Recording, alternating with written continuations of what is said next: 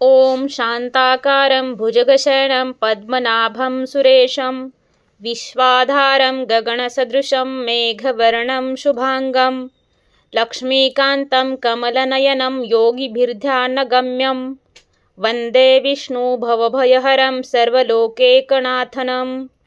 देव उठणी एकादशी। देव उठणी एकादशीलाच प्रबोधिनी एकादशी असेही म्हणतात। ही एकादशी कार्तिक शुद्ध एकादशीला येते। या दिवशी भगवान विष्णू 4 महिन्याच्या योगनिद्रेतून जागे होतात असं मानलं जाते। देव उठणी एकादशीच्या दिवशी चातुर्मास संपतो। भगवान विष्णू आणि देवी लक्ष्मीची पूजा केली जाते। या एकादशीपासून लग्न, मुंज, गृहप्रवेश यासारखे शुभकार्य सुरू होतात।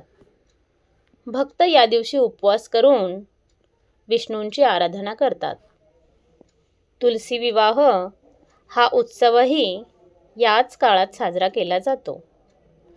काही ठिकाणी तुलसी आणि शाळीग्राम यांचा विवाह केला जातो।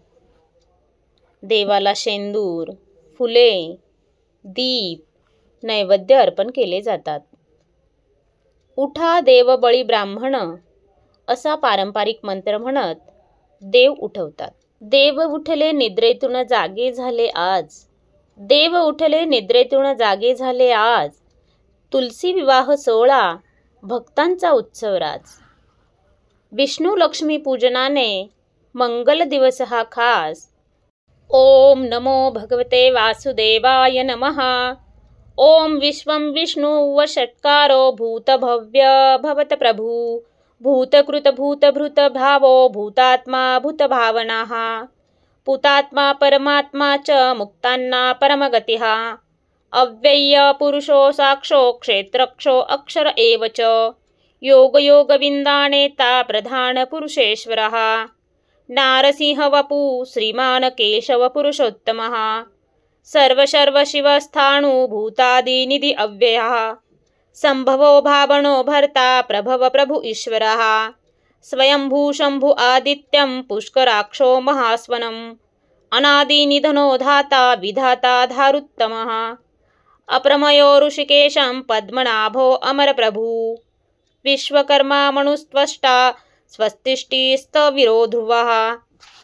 ओम श्री विष्णवे नमः। श्री विष्णूंचा मंत्र।